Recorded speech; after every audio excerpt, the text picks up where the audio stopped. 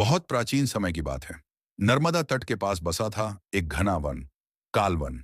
यह वन रहस्यमय था, क्योंकि कहा जाता था कि यहाँ समय स्वयं धीमा हो जाता है।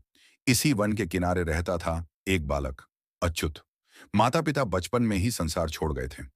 उसका सहारा केवल एक जर्जर सा शिवालय था, और उसकी जुबान पर हर समय एक ही मंत्र रहता था, ओम नमः शिवाय, ओम नमः शिवाय। बालक की तपस्या, अच्युत की उम्र केवल 12 वर्ष थी, पर उसकी भक्ति किसी सिद्ध योगी से कम न थी। वह रोज सूर्योदय से पहले उठता, नर्मदा से जल लाकर शिवलिंग पर चढ़ाता और घंटों एक ही स्थान पर ध्यान में बैठा रहता। कई बार जंगल के हिंसक पशु उसके चारों ओर घूमते, पर किसी की हिम्मत नहीं होती कि उसे हानि पहुंचा सके। ऐसा लगता था जैसे महादेव स्वयं उसकी रक्षा कर रहे हों। समय की परीक्षा, एक दिन वन में भयंकर तूफान आया। पेड़ उखड़ने लगे, नर्मदा उफान पर थी। अच्युत दौड़कर शिवालय पहुंचा। उसने शिवलिंग को बाहों में भर लिया और रो पड़ा, हे महादेव, अगर कुछ नष्ट होना ही है तो यह शरीर नष्ट हो जाए, पर आपका स्थान सुरक्षित रहे। तूफान थम गया। वन में अजीब सी शांति छा गई। भस्मधारी का आगमन अचानक शिवालय के द्वार पर एक भस्म लिप्त त्रिशूलधारी साधु प्रकट हुआ। उनकी आंखों में अनंत गहराई थी।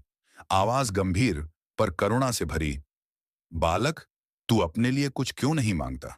अच्युत बोला, मांगने वाला मैं कौन हूं? जो है वह आपका है। साधु मुस्कुराए।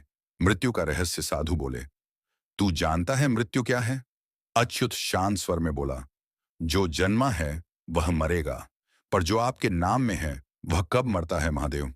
यह सुनकर वन कांप उठा। महादेव का प्रकट होना क्षण भर में साधु का रूप बदल गया। जटाई आकाश तक फैल गई। त्रिनेत्र खुला।